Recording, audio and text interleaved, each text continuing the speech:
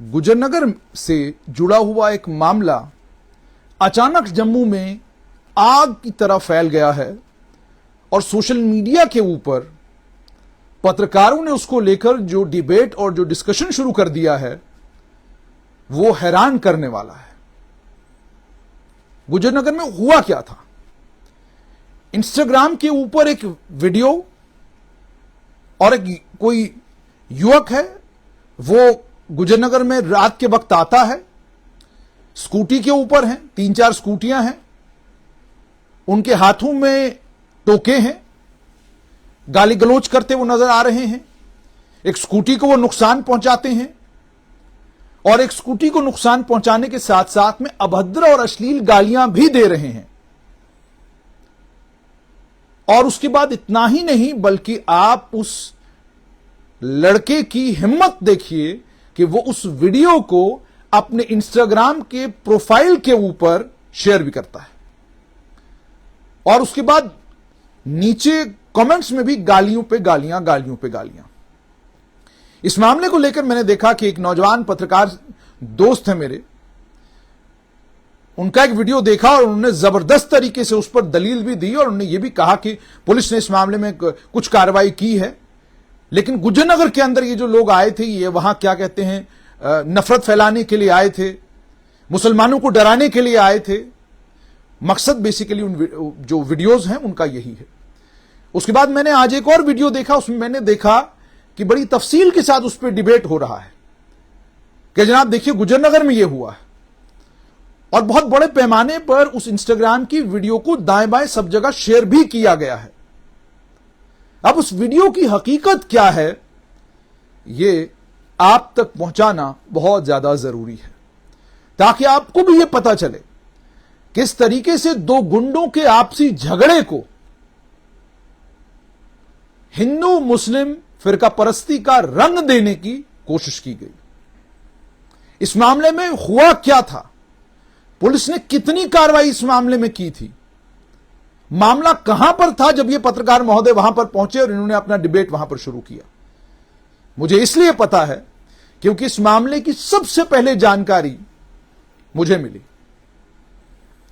और जानकारी मिलने के बाद मैं गुजरनगर पहुंचा। वहां पर वो तीनों नौजवान जो कश्मीर से ताल्लुक रखते हैं वो भी वहां पर आए और जिस नौजवान ने इस वीडियो को मुझ तक पहुंचाया और जिसने मुझे कहा कि इस तरह की चीज हुई है, उस नौजवान से भी मेरी वहां मुलाकात हुई। मैंने इंस्टाग्राम का यह वीडियो देखा और इस वीडियो को देखने के फौरन बाद मैंने उनसे यह कहा, चूंकि मामला इस नौयत का है, क्योंकि मामला ऐसा है जिस मामले को थोड़ा सा भी अगर तूल देंगे यह मामला तूल पकड़ेगा और इससे दो समुदायों के बीच में नफरत बढ़ सकती है। इससे कोई भी हादसा किसी जगह हो सकता है। जिन लोगों ने कृत्य किया है उनके खिलाफ सख्त कार्रवाई होनी चाहिए, मकसद यह है। उसके बाद वो 3 नौजवान भी वहां पर आए। ये तीनों नौजवान कश्मीर के हैं और उन नौजवानों ने बड़े गुस्से में मुझे कहा कि जी आप तो क्या बात कर रहे हैं, आपकी तो कोई बात ही नहीं है इस मामले में। आप कह रहे हैं कि ये होगा वो होगा, कुछ नहीं होगा। आप देखिए उनने फट मारने की कोशिश की है, इस लड़के को लगी नहीं, इसको जख्म लगा, ये सारी बातें उन्होंने कही। जब मैंने ये सुना तो मैंने उसकी फौरन बाद उन्हें ये कहा कि एक पत्रकार के नाते अगर मुझे टीआरपी चाहिए, एक पत्रकार के नाते अगर मुझे वायरल वीडियो चाहिए तो बेहतरीन कंटेंट है मेरे पास कि मैं माइक हाथ में पकड़ लूं और इस पे डिबेट करूं और यह कहूं कि देखिए जनाब गुजरनगर में इतना बड़ा हादसा हो गया, हिंदू समुदाय से ताल्लुक रखने वाले कुछ नौजवान यहां पर आए, वो स्कूटियों के ऊपर थे, उन्होंने गाली गलौज की, उन्होंने टोके दिखाए, उन्होंने हमले किए, उन्होंने ये किया, उन्होंने वो किया। ये सारी कहानी मैं भी सुना सकता था। मेरी वीडियो वायरल होती, 5-6 लाख लोग उसको देख लेते, मेरी कमाई हो जाती उससे। अगर कमाई नहीं होती तो इतनी टीआरपी बनती थी, उस टीआरपी के जरिए कम से कम मैं कमाई कर सकता था। लेकिन चूंकि जर्नलिज्म का सबक मैंने जो स्कूल से पढ़ा है, उस स्कूल के दाएं बाएं भी बहुत सारे पत्रकार कभी मुझे नजर नहीं आए। और मेरी विनम्र विनती आप लोगों से है, जो इंसिडेंट आप लोगों ने अपने अपने वेब पोर्टलों पर नरेट करा है, इस इंसिडेंट को या तो उर्दू लैंग्वेज में या अंग्रेजी में अपने ही वेब पोर्टल पर लिखकर चला दीजिए, मजा आ जाएगा। अब आप आगे सुनिए। जब इन नौजवानों ने ये सारी बात मुझे बताई, मैंने इन नौजवानों को कहा फिक्र करने की कोई जरूरत नहीं है, इस मामले का संज्ञान टॉप लेवल पर लोग लेंगे। मैंने फौरन पहला काम यह किया कि मैंने शहर के जो जिम्मेदार हैं उन्हें फोन लगाया। क्योंकि शहर के जिम्मेदार ने फोन नहीं उठाया, तो उसके बाद फौरन मैंने एसएसपी जम्मू को से बात की और मैंने उन्हें कहा कि ऐसे ऐसे इंस्टाग्राम के ऊपर एक वीडियो है, आप जरा इस वीडियो को देखें, मामले का संज्ञान लें और इस मामले में फौरन कार्रवाई करें। क्योंकि मामला बड़ा गंभीर है, लोग यहां आए हैं और मैं ये मानता हूं कि इस मामले में पहले कार्रवाई होनी चाहिए। फौरन एसएसपी जम्मू विनोद कुमार ने इस मामले का उसी वक्त संज्ञान लिया और उन्होंने मेरी जानकारी में लाया कि ऑलरेडी इस मामले पर हमारी नजर है और एसएचओ पीर मिठा ने इस मामले में ऑलरेडी एफआईआर दर्ज कर ली है और हम इन लड़कों की तलाश में हैं। और ये बातें सारी उन नौजवानों के बीच में हुई हैं। उसके बाद एक और टॉप जो जम्मू कश्मीर के पुलिस ऑफिसर हैं, उनके साथ भी मैंने ये वीडियो शेयर किया और उन्हें भी मैंने ये गुजारिश की कि इस मामले का फौरन आप नोटिस लें और नोटिस लेकर ये जो लोग यहां गुजरनगर में आए हैं जिन्होंने उपद्रव करने की कोशिश करी है, इन्हें आप गिरफ्तार करें, इनके खिलाफ आप कार्रवाई करें।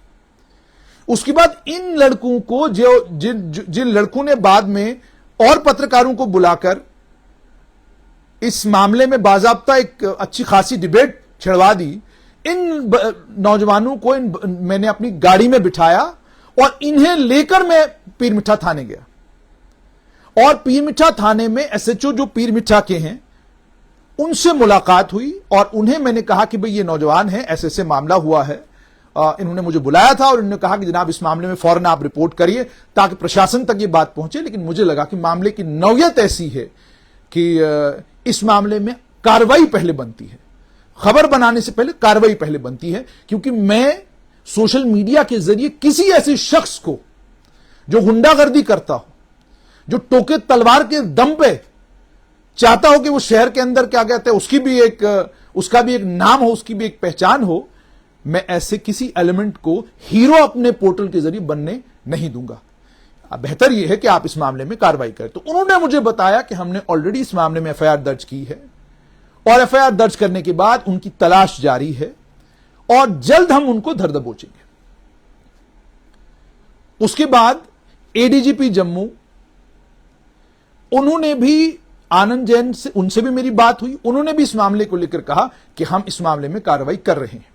अब आप तमाशा देखिए, ये नौजवान जिन्होंने मुझे बुलाया, अगर उनकी नीयत होती कि इस मामले में कार्रवाई हो, अगर उनकी नीयत होती कि जो लोग यहां पर आए हैं उनके खिलाफ पुलिस सख्त कदम उठाए, तो जब सारा मामला पुलिस की नोटिस में आ चुका था, जब इस मामले में एफआईआर दर्ज हो चुकी थी, जब इस मामले में एडीजीपी जम्मू पर्सनली इस सारे सिलसिले को मॉनिटर कर रहे थे, जब इस मामले में एसएचओ पीर मिठा उन बदमाशों की तलाश में थे, जब इस मामले में कई और थानेदार इन बदमाशों को ढूंढने में लगे हुए थे, उसके बाद भी इस वीडियो को दोबारा से शेयर करवाना, इस वीडियो पर दोबारा से स्टोरी करवाना, इस वीडियो पर दोबारा से डिबेट और ये सारी चीजें करवाना और ऐसा महसूस करवाने की कोशिश करना कि ये जो नौजवान गुजरनगर आए थे ये बेसिकली फिरका परस्ती के मूड में आए थे और ये मुसलमानों के ऊपर हमला करने के लिए आए थे। जब मैंने इस मामले की और पड़ताल की तो मुझे यह पता चला कि गुजरनगर में ही कुछ और नौजवान हैं जिन नौजवानों के और इस पार्टी के बीच में कोई तनातनी है, ये एक दूसरे के साथ गाली गलौज करते रहते हैं। उस पार्टी ने इनको कहा कि भाई तुम में अगर दम है तो गुजरनगर आके बता दो। तो ये गुजरनगर आ गए और इन्होंने भी समझा कि क्योंकि जिस तरह की लॉलेसनेस वहां देखने को मिली वो गंभीर है, वो चिंताजनक है। उस मामले में पुलिस को कार्रवाई सख्त करनी चाहिए थी। मगर मैं ये कह रहा हूं कि जिस एक मामले में पुलिस ने नोटिस ले लिया, एफआईआर दर्ज हो गई, जो ये बदमाश लोग थे उनको पुलिस ने ढूंढने का काम शुरू कर दिया। और दूसरा ये आपने एक और चीज भी देखी होगी, किसी वेब पोर्टल के ऊपर मैं देख रहा था कि ये जो लड़का, शायद उसका नाम शुभम है या क्या है, उस लड़के की धर्मपत्नी का इंटरव्यू आया और उसने भी वही बात कही कि जिनका झगड़ा है वहां पर गुजरनगर में कुछ लोगों के साथ, उस झगड़े के चलते ये गुजरनगर गए थे। अब आप सोचिए जिम्मेदारी पत्रकारिता में क्या चीज है। अगर थोड़ी सी वीडियो वायरल करने के लिए और वायरलिटी के चक्कर में अगर मुझे भी खबर करनी हो तो मेरे पास इससे ज्यादा मसाला रोज होता है, आपसे दुगना मसाला मेरे पास होता है। लेकिन अपनी जिम्मेदारी समझते हुए, और उसके बाद जब अपनी जिम्मेदारी समझते हुए मैं एसएचओ पीर मिठा के पास बैठा हुआ था, वहां पुलिस के सीनियर ऑफिसर भी आए और उन्होंने मुझे नसीहत करते करते एक बड़ी खूबसूरत बात बताई। हालांकि मुझे बहुत देर बाद समझ आई कि वो मुझे ही समझाने की कोशिश कर रहे थे। उन्होंने मुझे कहा कि उनकी कुछ और लोगों के साथ लड़ाई है। इस मामले की सेंसिटिविटी को समझते हुए मैंने एक जिम्मेदार नागरिक की तरह यह मामला एसएसपी जम्मू के नोटिस में इसलिए लाया क्योंकि एसएसपी और मेरे बीच में जो एक बीच वाला ऑफिसर है, जब वो फोन उठाएंगे नहीं तो आपके नॉलेज में ये चीजें लाएंगे कैसे। और हैरानगी तो इस बात पे भी होती है कि पुलिस के टॉप ऑफिसर जिनके पास सांस लेने तक की फुर्सत नहीं है, वो भी कभी कभी फोन उठाकर बात कर लिया करते हैं। मगर मेरी समझ से बाहर था कि वो मुझे क्या कहने की कोशिश कर रहे थे कि पुलिस की ना दुश्मनी अच्छी, पुलिस की ना दोस्ती अच्छी, मेरी समझ में नहीं आया। तो कुल मिलाकर बात यह कि यह मामला, जिस मामले में पुलिस ने ऑलरेडी नोटिस लिया हुआ था, जिस मामले में एफआईआर ऑलरेडी दर्ज हो चुकी थी, जिस मामले में बदमाशों की तलाश पुलिस कर रही थी, जो मामला दो गैंगों के आपस का मामला है, जिस मामले का किसी मुसलमान के साथ, गुजरनगर के मुसलमानों के साथ कोई लेना देना नहीं है, उस मामले को इतना बड़ा हवा बनाना, और तब हवा बनाना जब ऑलरेडी ये 4-5 बच्चे जो इस मामले के गवाह थे, या जिन 4-5 बच्चों से मेरी मुलाकात हुई है, जिन्होंने मुझे ये सारी बात बताई, जब उनके सामने तमाम टॉप ऑफिसर्स के साथ बात हो गई, इस मामले में एफआईआर ऑलरेडी लग चुकी है, एसएचओ पीर मिठा उस मामले में बदमाशों की तलाश कर रहे हैं, जब ये सारी चीजें हो रही हैं, तो फिर इस मसले को तूल देने का मकसद क्या था? इस मसले के ऊपर भवंडर करने का मकसद क्या था? इसीलिए मेरी गुजारिश है, पत्रकारिता में जिम्मेदारी एक शब्द है। यह जिम्मेदारी इंसान को वक्त के साथ आती है। जिम्मेदारी का मतलब यह है कि अगर आप कहीं पर गलत हैं तो आप बिल्कुल ऑनलाइन आकर कहें कि जनाब यहां पे मेरी गलती है, और अगर आप कहीं पर सही हैं तो दमदार तरीके से अपनी बात रखें। प्रशासन में जो लोग बैठे हैं, निचले क्रम के लोगों को समझ हो या ना हो, लेकिन जो टॉप पर बैठे हैं वो जानते हैं कि जो बात कही जा रही है वो क्यों कही जा रही है और किसके फायदे और किसके बेनिफिट के लिए कही जा रही है। तो इसलिए मुझे बड़ा अफसोस हुआ कि इसको हिंदू मुसलमान का रंग दिया गया। मुझे बड़ा अफसोस हुआ कि इसमें जो चीजें बताई गई वो तथ्यों के आधार पर बिल्कुल नहीं थी। इस मामले में पुलिस ने ऑलरेडी कॉग्निजेंस ले लिया था, इस मामले में ऑलरेडी कार्रवाई हो चुकी थी, और इस मामले में ये चारों नौजवान मेरे साथ एसएचओ पीर मिठा के पास भी गए थे, और वहां पर ये दो जिम्मेदार अफसरों से मिले, और दोनों ने उन्हें यह कहा कि इन्हें छोड़ा नहीं जाएगा, इन्हें बख्शा नहीं जाएगा। और अगले दिन मुझे एसएसपी जम्मू भी मिले और उन्होंने भी कहा कि भाई ये जो मामला कोई बना है इसमें कार्रवाई की जाएगी। तो इसलिए मेरी गुजारिश है आप लोगों से कि आप लोग अनजाने में जो जिन लोगों को हीरो बनाते हैं, आप लोग बहुत बड़ा नुकसान समाज का भी और अपना भी करते हैं। जिस आदमी की टीआरपी अपनी गली मोहल्ले में 0 थी, आपने उसकी इंस्टाग्राम की वीडियो अपने पोर्टल पर चलाकर उसकी टीआरपी पूरे जम्मू कश्मीर में कर दी। अब आपको क्या लगता है कि वो कितनी और नजरों में आ गया होगा, और आने वाले दिनों में वो कोई एक इंपॉर्टेंट आदमी हो सकता है। मुझे गुज्जरनगर अच्छे तरीके से याद है। गुज्जरनगर का एक इसी तरह का शख्स एक जमाने में लोगों के कहने के ऊपर मारपीट करने का काम करता था, और नेशनल कॉन्फ्रेंस के एक बड़े नेता के सुपुत्र भी उनको आशीर्वाद दिया करते थे। गुजरनगर से जुड़े हुए थे उस वक्त। वो भी वक्त आया, वो भी कांग्रेस की मेहरबानी से और कांग्रेस के एक बड़े नेता की मेहरबानी से एक बड़ा आदमी बन गया। तो ये आप लोगों की गलतियां और आप लोगों की पत्रकारिता करने का स्टाइल, जिसमें आपका मकसद केवल और केवल वीडियो को वायरल करना होता है, आप अपनी वायरलिटी के चक्कर में ऐसे लोगों को समाज में हीरो बनाते हैं जिन लोगों को समाज में हीरो बनाने की कोई जरूरत नहीं है।